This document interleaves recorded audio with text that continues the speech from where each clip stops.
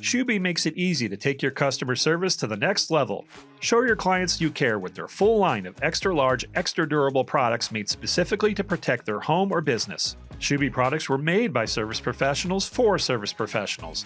None of those cheap, thin shoe covers that tear on the job. Their booties are made tough. They have surface protection products for every floor type to make sure you don't leave behind scuffs or scrapes. And don't forget their coveralls, made with an extra long torso for ease of motion while keeping your uniform clean all day. Let Shuby prevent the hassle of cleanup by preventing the mess in the first place. Put your best foot forward with Shuby today. Visit their website at www.shuby.com or give them a call today and mention coupon code SGIPOD10 to receive 10% off your next order. Support for this podcast comes from Staples. Staples is the leading provider in office supplies, offering a vast selection of products and services. Over the last 2 years, Staples has also become one of America's largest janitorial suppliers as well. From your everyday business essentials to your office furniture, printing, facilities, and break room, Staples can do it all. Staples offers benefits to help create efficiencies in procurement and consolidate vendors to streamline internal processes. Visit www.staplesadvantage.com to learn more. Welcome to The Successful Contractor, powered by CertainPath, formerly Success Group International, a show for residential contractors about residential contractors.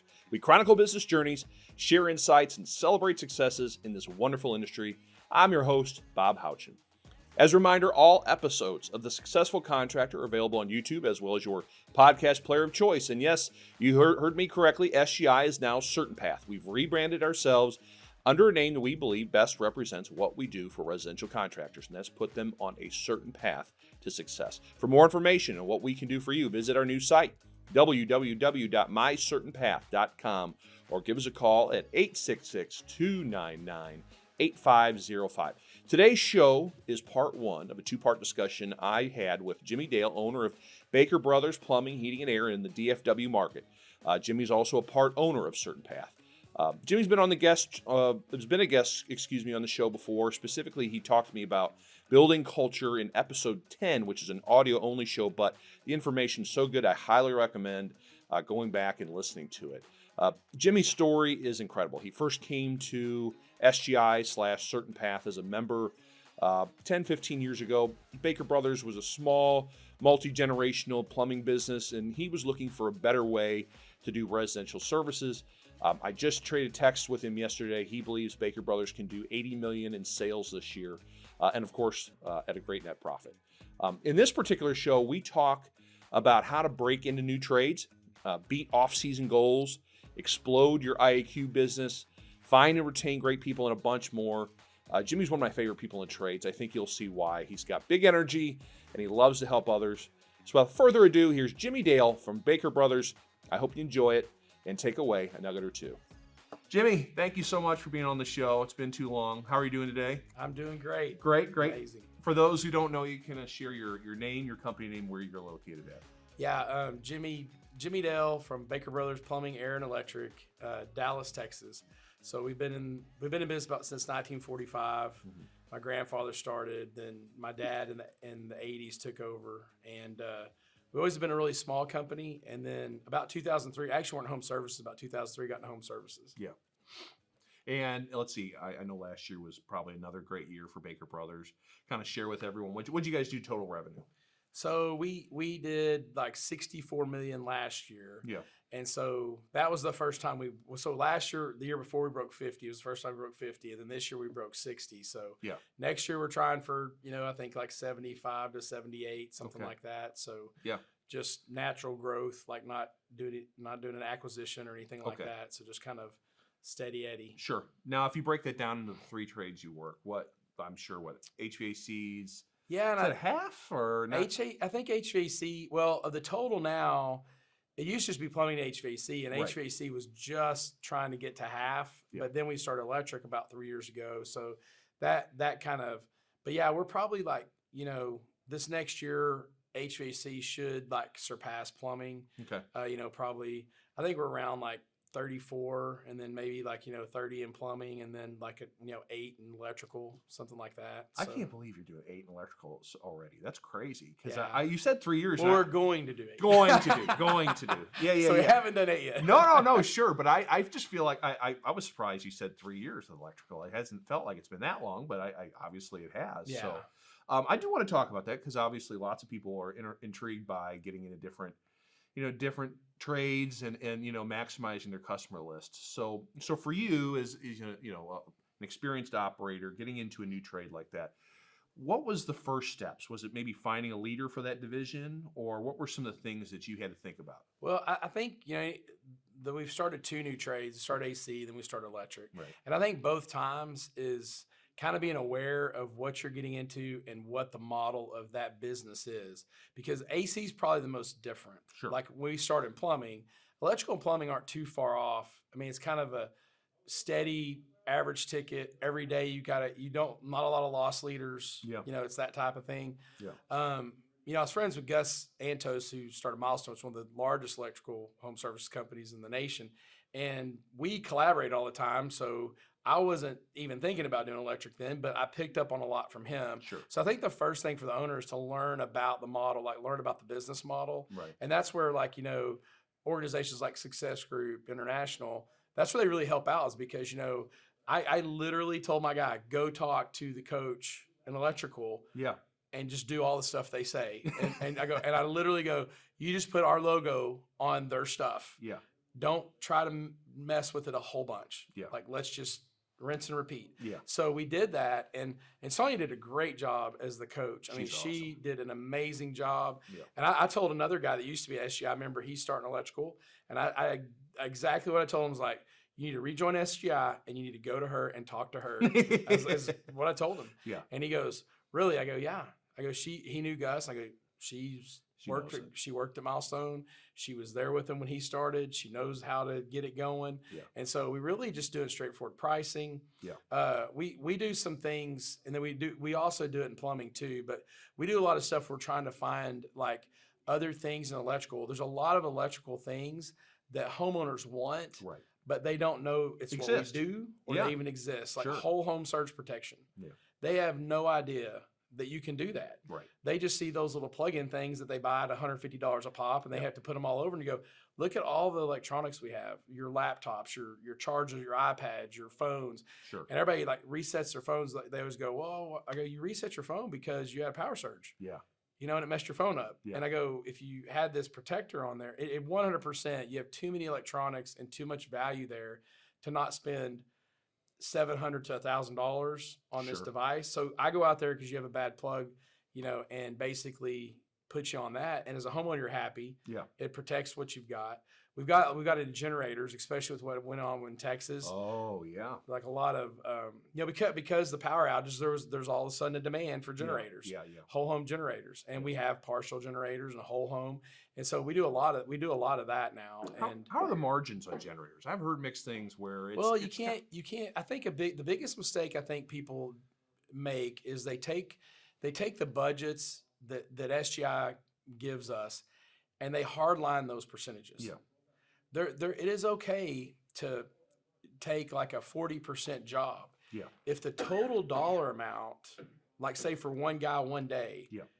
like if I were to, like we used to do that with tankless water heaters. Yeah. I would say, well, that guy brought in $1,600 to $1,800 of gross margin in that one day. Yeah.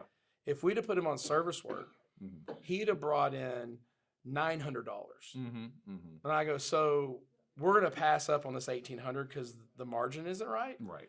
It's $1,800 cash in one truck. Yeah. So I think sometimes we get so fixed in the percentages Sure. that we stop looking at the dollars per day per truck, Mm-hmm. which why would I not take $1,800 per day per man? Like that's 2 guys worth of work Yeah. that they're bringing in. Right. So I think it's what we do in water heaters as well. Okay. We actually make our water heaters really super efficient. Mm-hmm. And we do stuff that you're not supposed to do at margin percentages you're not supposed to do. Yeah. And our guys, we have one truck that'll bring in $1 million of work. I was gonna say, but you're selling it at a volume, right? Where Yeah. it makes it work. Yeah, and so there's this balance of I got the volume. So generators, you're not going to probably get the volume. You could be the cheapest guy in town Yeah. and not get the volume on generators. Sure. But still, like I mean, we're making good margins on them. It is less than our normal like 60% or 58 to 60% Sure. in electrical margins. Yeah. It is less, but still it's a lot of money. I mean, it's a is, $20,000 to $50,000 job. Right. So we're doing well with them, and we've hit our goals for last year in electrical with less people, and that was kind of thing. We couldn't get enough electricians last year. I want to get in that. So let's rewind real quick. So you said, my guy, go talk to Sonia. Who is that guy? Like, who did you determine to change? I went. We interviewed guys that had their master license in electrical, and we put out ads just like recruiting anyone else. Yeah. And they came in, and then we just interviewed a bunch of guys, and we found James. And we were lucky to find James. I mean, James I feel like he's a 1 in a million guy, so we get really fortunate to get him. Yeah. So he understands, obviously he knows the technical part, but he's also picked up on the system and the way you guys expect business to be run. Yeah, and I think that's with both the guys that we got, both the guys were, right around 50. Okay. And the thing is, I need to know is that you are willing to learn a different way to do what you do. Because James was in new construction. He was in new construction, had his own business for a while, struggled like everybody does. Sure. And he was just like, hey, I just want to, have a stable set thing. And that's what his want was.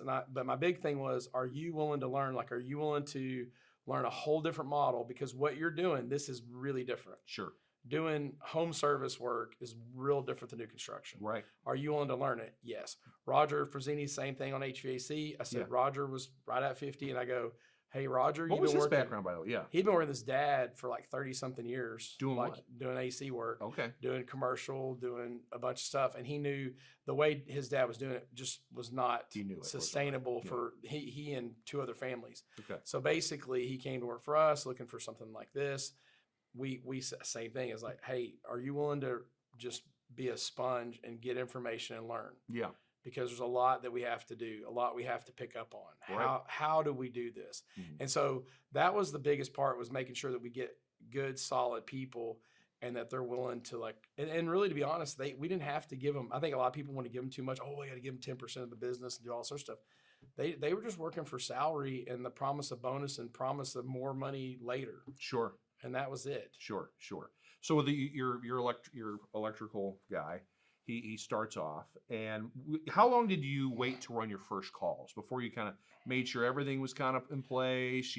Call taking would be right. Yeah, I think we brought him in May. Yeah, and the dispatching for electrical wasn't really difficult because it was really asimilar to plumbing, about the same volume of calls and everything else. So the dispatching part and the management part was like pretty much we trained them in house, like how we train all the managers. Yeah. Hey, here's how you do this, and here's how you get this done. Yeah. And then the other part too, though, is we're not too. Now I know a lot of guys that they are systems guys, and it is step 1 through 10. That is the only way you can do it. Sure. I've never been that way because I feel like people are like chess, not like checkers. Yeah. I mean, checkers, they all move the same way. Yeah. Chess, people move different ways, do different things. And I go, there's kind of that whole, hey, there's 9 ways to skin a cat, that type of thing. And it's like, hey, here's your main objectives. Here's some ideas on how to monitor those. Yeah. But here's the objectives, and here's where we want you to get at the end of every month. Okay. And that's kind of the groundwork that we laid for James, dispatchers. The call center, like I said, it was just adding electric on the end of it for them and them. People are normally pretty. You don't have to be really technical when I go, my plug doesn't work. I mean, the homeowner they don't know. Is not technical. Not at all. And they're just like, hey, I've got this problem. And then I just have to, as a call center, put the problem down. The electrician will go, oh, I know what that problem is. Sure. So we didn't have a lot of hard time in the back office part of it. Right. And like I said, the SGI group helped with, the book, the invoices, like all that type of stuff. And then, how many electricians did you hire then? We had James. So at first we just had the 2 guys. James and his stepson Andrew. Okay. Who's our lead salesman now. Is that right? And Andrew's a stud. And James and Andrew, and then they soon got like 2 other guys that they worked with to come work with them. And then James, we got James out of the field like pretty quick. Okay. Like we just wanted him to learn what the guys were doing. Yeah. Because James had not been going to people's houses and selling electrical either. So we had about 2 to 3 months of that. Yeah. And then that way James could go, hey, I'm speaking from experience, not from Yeah, I heard about this method of selling something or talking to people about credibility. things. Yeah, exactly. Sure. So that was kind of the method. And then I think we probably probably for the first 6 months, we kind of just, we didn't really consider our first year until we got to that January. Okay. Because we were getting things set up. We were trying to get the guys in. We're just running calls. I mean, we were profitable. We were profitable in the calls we ran. Yeah. But we weren't focused on really pushing sales and pushing certain things like, hey, let's just get the guys in here. Let's get some calls in. Let's start running them. So, speaking of the calls, people always ask, did you just change how you answered the phones and to say, hey, we do electric now? Or what? How'd you do that? Well, this kind of leads into a big topic, which is what do you do? Like, hey, I'm a plumber. Do I go open another plumbing company in Waco, Texas? Yeah. Or do I go into another trade? Yeah. And I think the big thing here is I'm going to tell you what we did, and you're going to go, okay, that answers this question. Yes. I had other people go, well, I'm going to go open another deal. I go, well, how many trucks can you get going over there? I don't know, probably about 5 or 6, I mean, I'm hoping maybe 4 or 5 just starting out. And I go, well, I mean, can you just put 4 or 5 where you're at? Right. Well, yeah. I go, well, then why wouldn't you just stay where you're at and not make another office? And there's this McDonald's, I guess, thing in our head of a chain franchise or something. Sure. And I go, to maximize though, it's like if we already go to our current customers who love us and just say, hey, we do electrical. Yeah. So this is going to be really hard to believe that we got any customers at all off this. Yeah. All we did was literally say Baker Brothers Plumbing and Electric. And people were like, hey, I've got an electrical problem too. Is that right? That is all we did. We did not have pay-per-click. Yeah. We put it on our website. Yeah. So we added the pages on our website. Yeah. And then we basically said that on the phone, and we kept like 5 trucks busy just doing that. Just doing that. But we have 250,000, some crazy number of people in the database. Sure, yeah. And you've been marketing yourself, branding yourself in the market. And we did email blasts and stuff like that. But we didn't start really doing any advertising to it until we went to maybe the second year. We started putting it on TV or doing pay-per-click, maybe about midway through year 1. Mm-hmm. So we did almost $2 million off of just a kind of a word of mouth. Hey, let's throw out some email blasts and let's put electric at the end. We also did something that is, I think, really a cool thing that we do if we're slower in another trade. Since we have all 3, we may do a special. Okay. And so as we're going, hey, you have this plumbing problem, we're gonna be out for the plumbing. We get that all wrapped up. They say, hey, by the way, we have this special in electric. We'll come out and we'll change out all the batteries in your smoke detectors for $100. Oh, okay. And they'll go, okay. Well, then the guys go out and they tell them about, hey, we have these smoke detectors that have a 10-year sealed battery. And dude, I'm the sucker for this. I was the guy that had the at 2 a.m. Yeah, I think we all been there, sure. Just wandering around, going, where is this? Like, I can't find it. And I go, so when he said that he had to, I go, are you kidding me? I go, dude, do you know how many people would love for you to come in, and if you could make that ever go away in their life, they would love it. And so we started doing that. So that's a separate service appointment then. You don't come in while the plumber's leaving out, right? Yeah, well, I think a lot of people like to separate it and stuff so that you're only dealing with one trade at a time. I didn't know what you guys we were did. pretty much just like, hey, if it had, we weren't really hard-lined about that. Yeah. I mean, I think that's the problem with me is I'm probably not hard-lined about a lot of things except it's winning. Working. Yeah, I just want to win. I just want to win to hit our number, and that's it. But I don't think I'm a hard-lined on a lot of things. And I'm like, I think sometimes we worry about stuff that just really doesn't make a big difference. Right. Because if the plumber's over there talking to the guy, the electrician can go switch out all the batteries. That's true. Yeah. I mean, and it's not, and I think you only talk to him for so long and then you start doing your work. Yeah. And then the other guy can, go in there and go, hey, Mrs. Johnson, I'll tell you about this thing. Now, does the electrician do the inspection too? In addition to changing the batteries out to try and yeah. They're always doing the whole thing. Yeah, they'll always go in and look at the panel and make sure that the panel's where it needs to be. I mean, they do that on every. The electrical guys do a really good job of that because they feel like that's dangerous. Sure. So I feel the plumbers may not check the water heater every time, right? But the electricians will always check the panel every single time. Yeah. So I think that's kind of a good thing. And like I said, we basically ramp business in a very grassroots way. Adding it on our name, doing some of the specials like cross trade marketing specials. Sure. We did we did handouts too, where we gave okay. little cards that say now we do electrical and here's $100 off your first service. So the plumbers and AC guys would do leave behinds. Okay. And so that was kind of how we got it going, was just kind of this, hey, let's go to our current customer base and get it going. And I mean, we did $2 million that first year. Yeah. I think we almost did 3. I think it was like 2.8 or something insane. Yeah. But I mean, I was like, dude, I know guys in electrical that have been doing it for a decade and they're trying to get to $2 million. Yeah. So it just shows you how you can leverage your customer base into other offerings. And I always like Starbucks, you know, it was just coffee kind of. Yeah. And then now it's coffee and scones, and now it's coffee and breakfast sandwiches, and now it's coffee and these other things. So I think it's like it's really just like, hey, you're leveraging your current customer base. And if I'd went to Waco and like, hey, I'm going to open up a place in Waco, Texas, I have no customers. I have 0 customers. Yep. And I have to go buy to Greenfield. I have to go in there and spend, I would guess, at least $2 million. Yeah. Of just advertising to kind of get something going. Sure. Backtrack real quick. We talked about the electrical, but now that we're talking about starting new divisions, you brought up the HVAC, and I didn't even think to ask about it, but I will, because I know it's been a while, right? And it's a big part of the business, obviously. Did you learn a lot in doing that, or how much different was rather starting HVAC? You know, so what are there any hard lessons learned for those guys that are electricians and plumbers listening or watching? Yeah. And go, I'm intrigued by HVAC. That's some big tickets right there, right? I just was telling you I had a conversation with James Whistler right before this. Yes. And he was I go, how long has it been? He goes, it's been 2 years, man. Yeah. It's pretty rough. Is that right? Okay. And that's what I'd heard. So I went around asking. So here's the great thing about SGI. Yeah. Go ask all the other people that are owners in the other things and ask them, or other people you knew that went from one trade to another, and go, how did it go? Right. I did that. I surveyed those people, talked to them, and go, hey, what is it? What are the pain points here? Yeah. What's different about this? It is very different from plumbing and electric. Sure. Plumbing and electric, we don't have loss leaders. Mm-hmm. Every day, if we lose 5% sales, we're trying to hustle to get the 5% back, and it may take us a week to week and a half to get that 5% loss back. Right. And HVAC, they can literally do nothing Monday, do nothing Tuesday, do nothing Wednesday.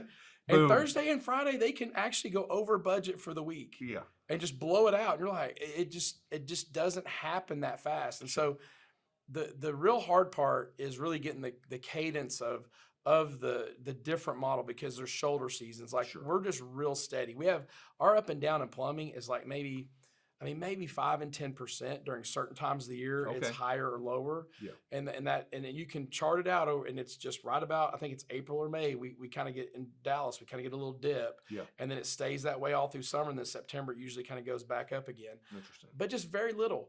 I mean, AC is like, I could be in August and do $2 million and only do $1 million in September. Yeah. So it's this huge swing. So it's getting used to the cadence of that and how do you navigate it. And one of our big lessons was when it's busy and we're growing the AC business. The AC business is growing, man, we add people. So we add help and add dispatchers and add all these things. Yeah. And then September happens and we were at a 10% overhead rate. Yeah. But then in September happens and now we're at a 12 or 13% overhead rate. Right. So the big thing for us was to understand to keep your overhead at 8% during summer and peak season. Give yourself some cushion. 7 to 8. Yeah. Don't let it get 7 to 8. And like if it does, then you're going to have to let people go in September because you're going to be 12 or 13, and you know it just becomes cumbersome. So that's kind of one of the things. That's a good and nugget. How to make money in the off season. And I think it was Brett Hobson. I met with him like years and years ago before I started. He wanted me to come out and look at his place in Weatherford and just local to Dallas. I don't think it was through SGI. Yeah. And he was like, hey, I want to ask you some stuff about how you market and show you how I do and just kind of compare notes. And we started talking and he says, Jimmie, any moron can run an AC company during the peak season. That's about how it sounds like. He goes, but the other 8 months, that is difficult because that's the hard part. Yeah. So that was a big part, ramping up our agreements, Oh, yeah. Bringing guys in and training them. I will say this, training the AC guys was a lot easier than training the plumbing guys. Interesting. And that still to that day that way, I think they're just a little more in tune to sell and a little more open to new products and things. Sure. And, and I think in plumbing, there's been a lot of bad products out there that make us susceptible to being, I don't know about that. This, yeah. Why don't you do it for 3 years and I'll determine if I like Pro Press or whatever it is. Right. So that's kind of what, that's and it's really getting that. What do I do in the off season? I still this year, a big thing for us was to do better in the off season. How do we get better in the off season? And we actually achieved that this year. We were blowing our budget out in the off season. What was the big difference? Well, one of them was, which I was surprised. I'm not a big direct mail guy.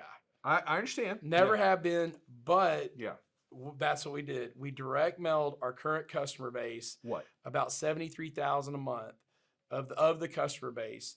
And it was people that had not used us in like so much time. So it narrowed it from 250, 300 down to like that 73. Hit those guys with just IAQ, like, hey, a free estimate on IAQ stuff. Is that right? And then maybe we'd have a plumbing offer, maybe an electrical offer. Okay. But we started getting a flood of current customers calling us in. So and even from old mailers, like from 3 months old. Interesting. So people were saving them.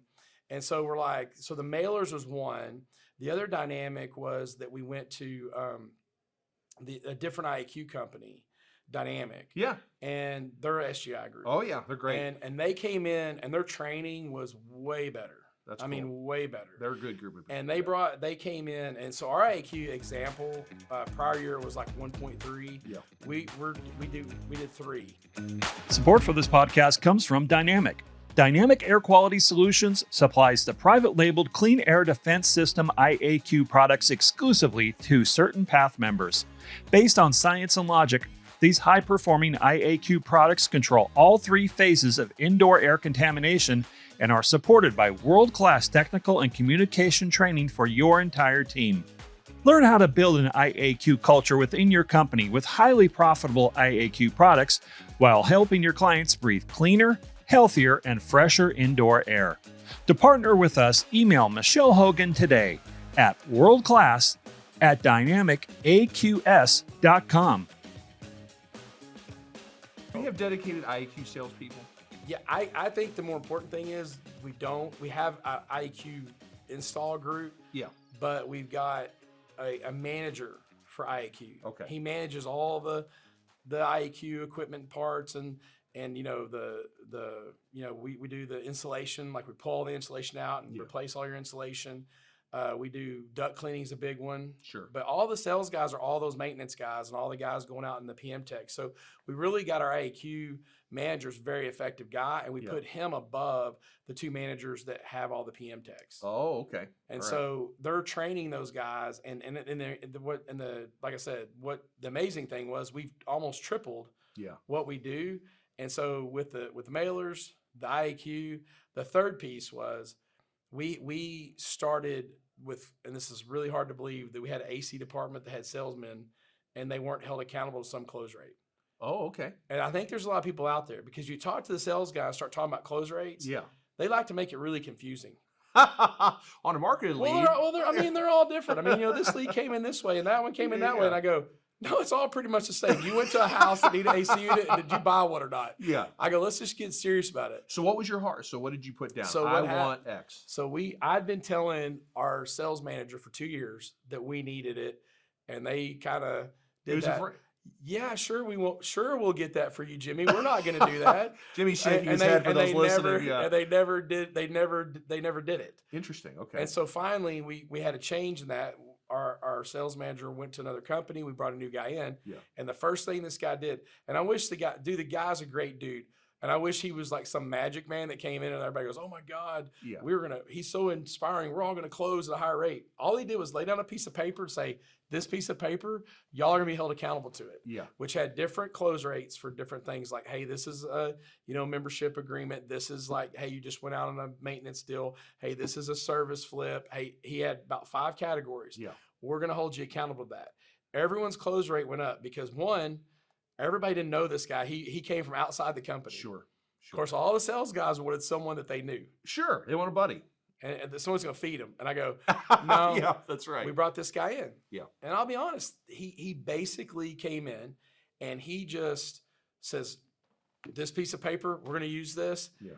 Everybody's close rate went up. Yeah. And we even have it charted like leads to close. Yeah. And it just went up, and so did our sales went up. The exact same month that went up, our sales went up overall. So with the culmination of holding the guys accountable to close rate, the mailers to current customers, and the IAQ improvements. Yeah. With all that, we're talking blowing out like $300,000 to $500,000 over our goal. Wow. For like off season. Yeah. Yeah. So good nugget right there. Yeah. That's interesting. Which is just something that just happened. I mean, I wish someone had told me a year ago. You figured it out eventually. All right. So we talked, this electrical division is going crazy. I mean, the business in general is growing exponentially. You got to find people, man. I know you and I have talked before, and I feel like I saw you, we were talking, and you're like, I got to talk to a wrench group HR person trying to figure this out. So I know there's no magic wand to finding talent, but what are you guys doing at Baker Brothers or with a wrench group to try and find electricians? I know you didn't find as many as you wanted, but you're still finding enough, right? Yeah. Or additional plumbers or HVAC techs. So what are you guys having success with? Well, I mean, we're just doing, we're kind of going through, I mean, the extreme stuff we do is if someone calls in, they actually create a relationship with, like when a guy calls in and he sounds like he's going to be a candidate, like for Baker Brothers, they'll reach out to him every couple months and just hoping to catch him on that one day that he just got off on call and's pissed off and goes, hey, you know what? I'm ready to make a move. Yeah. But we'll, even though that we don't get an interview, we kind of keep a relationship. It's almost like, I think a lot of people go, well, the guy called in and he didn't come in and they give up. Yeah. We try to kind of almost like a just slow play almost. Yeah, like a slow play in sales, like in business sales, like B2B sales. Yeah. That's a slow play. It's like, hey, I'm gonna call Bob and ask him, does he want my copier machine? And he goes, no, not right now. We're pretty good. He'll go, well, hey, is it okay if I call you in a couple months just to make sure you're okay on tone or whatever? Yeah. You'll go, okay, and then he'll put you down, and then 2 months later a call. So we almost do that methodology with the guys, like kind of try to build as much as they'll allow us to do it. Sure. There's a lot of social media outlets and stuff that we'll put on there, but there's, you see it. The problem is if all those guys are over there talking about this latest job they did and taking pictures of it, and then you throw in there, hey, we're hiring, it gets, it's like in a party, you're having a good time and somebody comes in and tries to sell you life insurance. Yeah. So it's a real slow play online as well. Yeah. And you have to be kind of careful and delicate there. But I think a lot of it online and social media wise is just showing things that you're doing. Like, hey, we had breakfast for the guys and taking pictures of it and putting it on those things because other guys see that. See, if I showed you all my guys eating breakfast tacos and the manager's cooking for them, the guys are going, dude, my boss doesn't even buy me donuts. Yeah.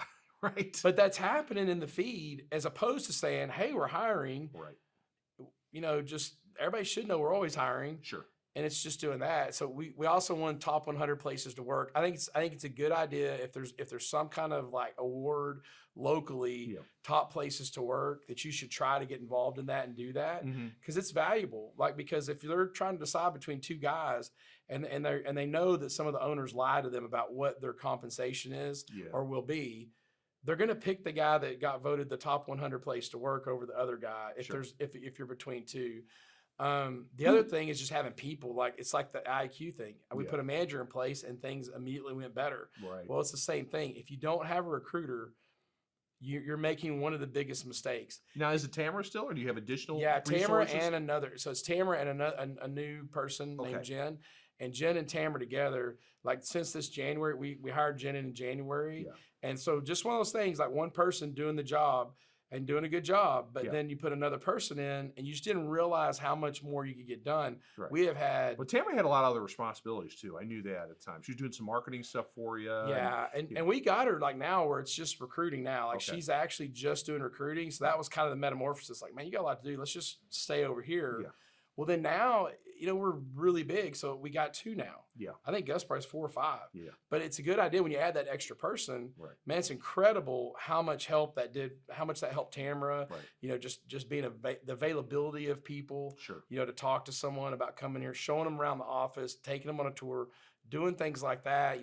we're going to a lot of community colleges and high schools now are really getting into trades like serious. Like it's always been kind of this subject that people go, I go to the high schools, and I go, well, I mean, I don't know if I really want a 19-year-old kid, but I mean, if they're really sharp and put together, if they're ready to get ready with life. Yeah. But the insurance companies tell us pre-25 that we're pretty stupid. So, it's like, do I want to put up with 3 or 4 or 5 years of stupid is what we do. Yeah. But community college, I could have very easily a 23, 24-year-old kid, 22, and grab them in. So we have was it Dallas County Community College, Collin County Community College. They actually have a whole trade building. Yeah. So we're working in conjunction with them. So you can call them. Yeah.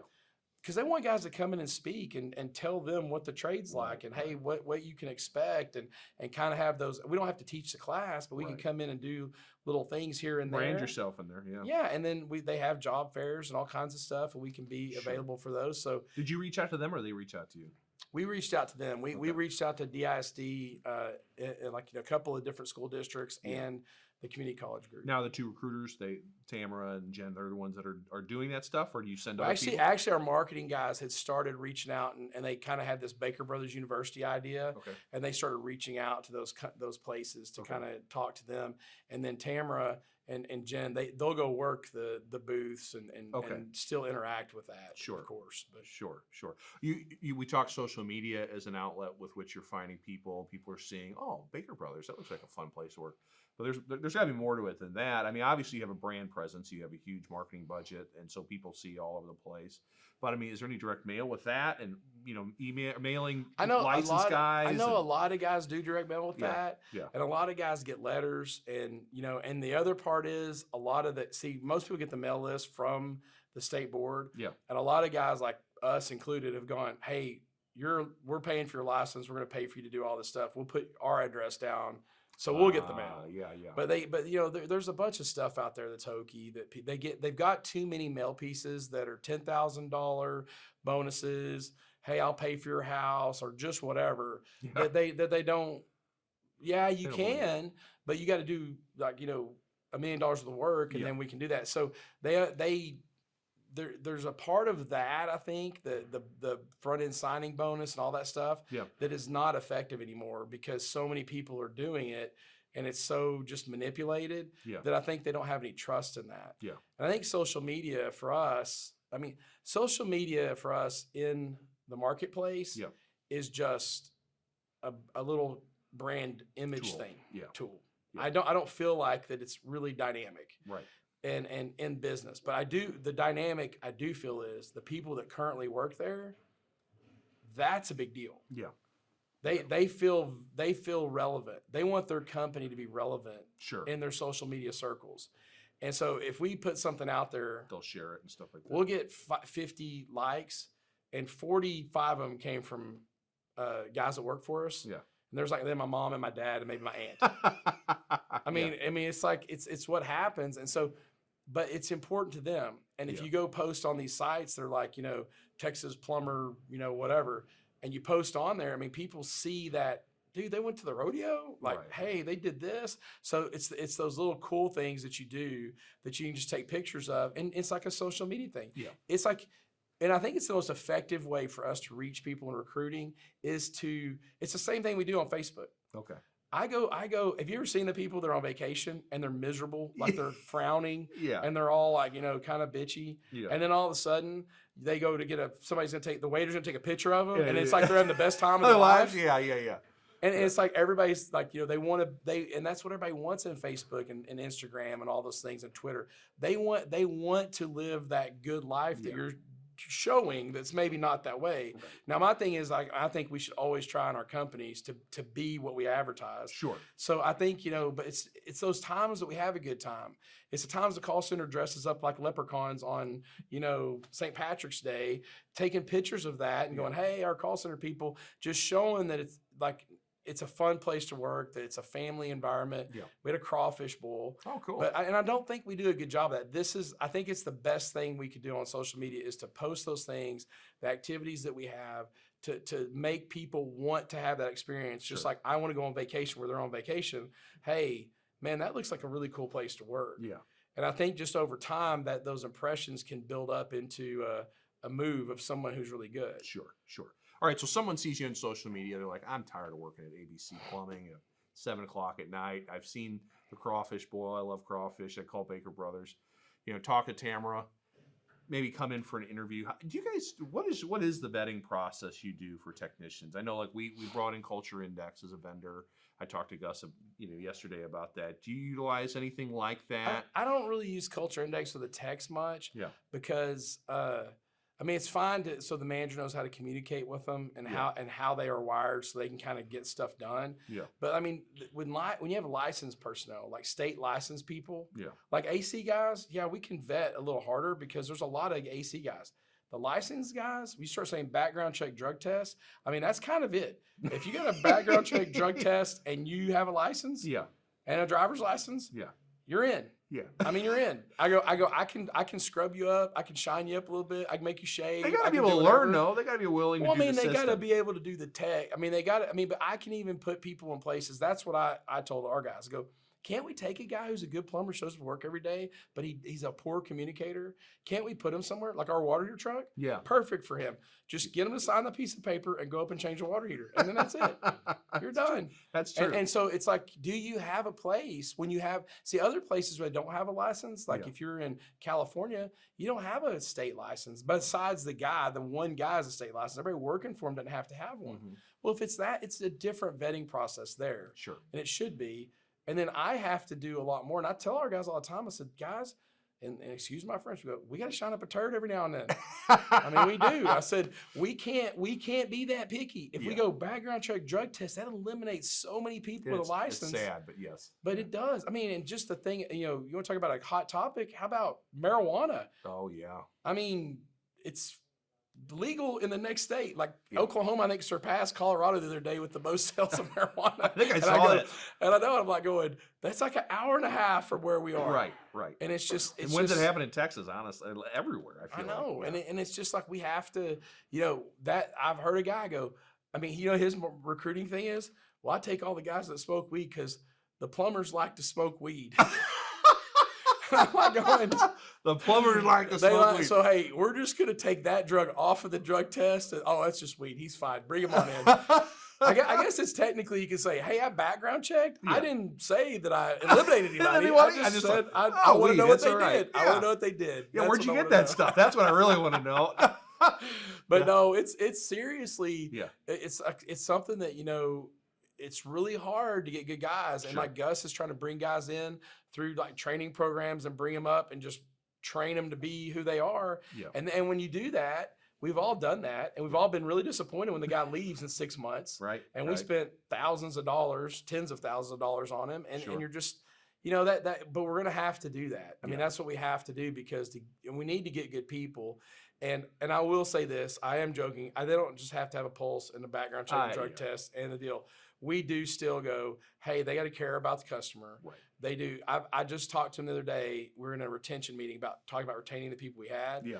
And which is probably the biggest struggle that we're having now. I don't know that we're having a struggle getting the new people in. It's retention. It's retention. Okay. On the younger group, like the Gen Z group. Yeah. The millennial group, we've done a really good job of trying to kind of become a millennial magnet. Okay. But yeah, that group's tough. But in the retention meeting, I said, I can tell when a guy walks in and he's talking to y'all that he's not a fit for here. Just based on body language. Just, this one guy, he was really a jerk, soured face, thought, well, maybe he's just that guy that has that resting bitch face, whatever. Hey, how you doing? No, he was that way. He was a jerk. Yeah. And I just go, why does he work here? Yeah. How does he go in a customer's house if he can't, if he smiled, it would break his face. How does he go in a customer's house and provide a good experience? Right.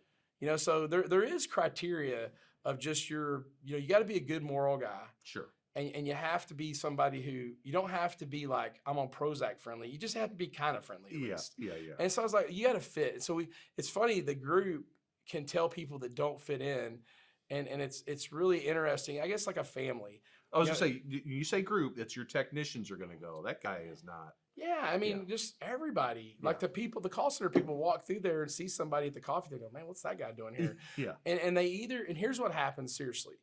we'll get somebody and maybe they're like a little, rough around the edges or whatever. Yeah. But they're either going to like get over to where we are. Yeah.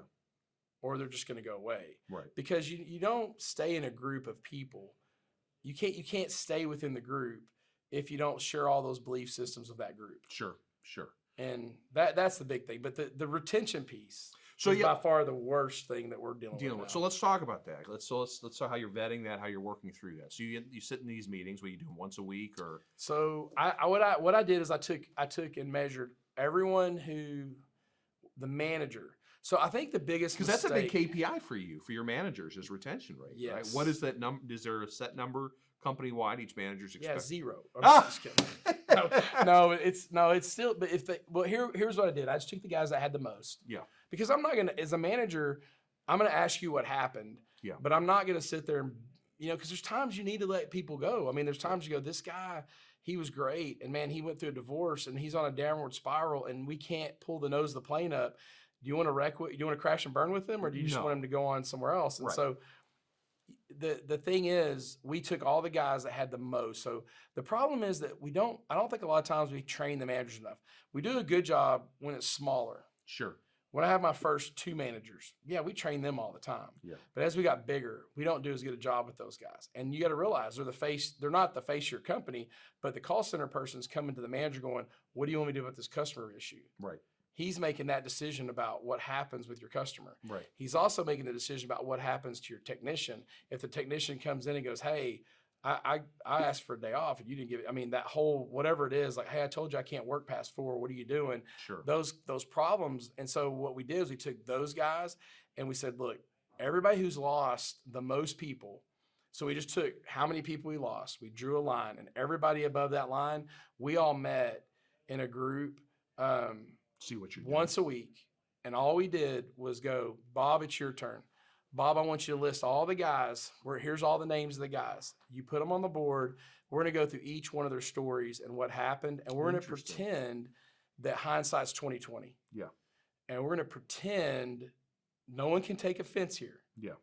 Because we're just going to go, was there anything we could have done about this during the hiring process? Yeah. All the way to, could we have done something about impossible situations, some of them? Yeah. Yeah. And how many of these meetings have you had? So we have one more left. We've had 7. So we have one more left. What are you learning? What are you learning based on these experiences? Well, a lot of like sometimes, some of it it's funny. Like an easy thing was like, maybe in the HVAC, because they're maintenance. These were maintenance techs, like the maintenance guys. Sure. So bringing some guy, he used to be a car salesman, and he's wanting to do this stuff, and they just found out, man, he's so bad with his hands, and they just go, man, he couldn't like physically figure like stuff out mechanically. Yeah. And I go, okay, so that solution was simple. It was like, hey, so here's a weird question when you have somebody out of industry coming into our industry. Yeah. What kind of tools do you have in your garage? What are your hobbies? And the guy goes, oh, I like woodwork. I like to make, antique chairs. Yeah. That guy probably is pretty good with his hands. Right. He probably mechanically can figure stuff out. Right. Hey, when's the last service person's been in your house? Mm-hmm. And they go, I've never had a service person in my house. That guy's probably also pretty handy. Sure. So it's this. So it's adding a layer in the interviewing process. In the interview process, if you have that as a potential question, is to ask. And I think a lot of us wonder about technical expertise and how good you are. I can teach you. If you're good with your hands and mechanical, I can teach you to do all the stuff we do. Yeah. It's just, you got to have like at least a kind of a natural inclination to it. Yeah. You can't just be like, well, don't know how to use a screwdriver. Right. And so I'm going to go off. And that was just one of the examples. But, some of the stuff's like, it's really the young guys when they're coming out and they get their license and they're young, and dude, everybody just flocks to them all of a sudden. They're the star, right? Yeah, you were the dog. Like, you're the guy, hey, fetch my deal and fetch this and go get this for me. And now all of a sudden you're like, oh my God, dude, this guy. Yeah. We had a guy that was young that left, and he had a 3,000. So what we started doing is when you got your license, we gave you a bonus. Okay. Just like we gave anybody a sign-on bonus. We gave you a bonus for getting your license, appreciation, blah, blah, blah. Next one, we gave you one. We gave you a bonus if after you stayed so many months. This guy was 1 week away from $3,000 and leaves. Oh, wow. And gives me 2 weeks. Like 2 weeks, those literally ended right before he was going to get paid. And I go, he's not very smart. You might have just been better off with him going. I thought he was dumb too when they told me the story. I go, what is this guy? Like a complete just zombie moron? What's going on? And I go talk to him, dude. He was a really sharp kid. He just I'm just like, what? I think the thing is the younger guys even care less about stuff like that. Yeah. Like even the millennial group was kind of like, yeah, we like getting paid, but hey, whatever. Where those guys are like, money, it'll come around, whatever. So what are they being promised then? Because if they're not leaving for money, what are they? Here was a story. Yeah. He left because he and his friend both got their license at the same time. Yeah. His friend wasn't doing so great, and he was top 10. He was killing it. And what happened was they give the guys a new truck that are the best guys. And he had an old truck, and so he was killing it. They gave him a new truck. I want a new The truck. other friend goes, well, I want a new truck. And they go, well, I mean, he got the new truck because of this. Well, I got my license a week before he did.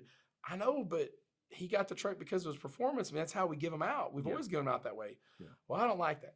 His friend leaves. He left the top 10 guy that was about to get $3,000 left because his friend said, hey, come over here where I'm working. Wow. And it's that kind, but there's that kind of millennials groups are that way. They're, I think, a little more that way. Yeah. They're so tight with each other relationally. Yeah. That it's like the relationship's more important. Yeah, that's interesting. The company and the authority figure and the brand they don't care about. That's interesting. And it's that's the same in the millennial groups. I mean, it's like, hey, we care about the relationships within the company. Yeah. Not Baker Brothers. Sure. The inside of Baker Brothers, the people in Baker Brothers. Yeah. And so these other guys are even more that way. Yeah. And so I'm having a hard time with the Gen Z guys, and I haven't studied up enough. You'll figure it out. But I haven't studied up enough, and I don't know enough about it. The millennial guys, we literally for 5 years, our objective was going, how do we become a millennial magnet? Yeah. How do we draw these guys? And we are millennial strong. Yeah.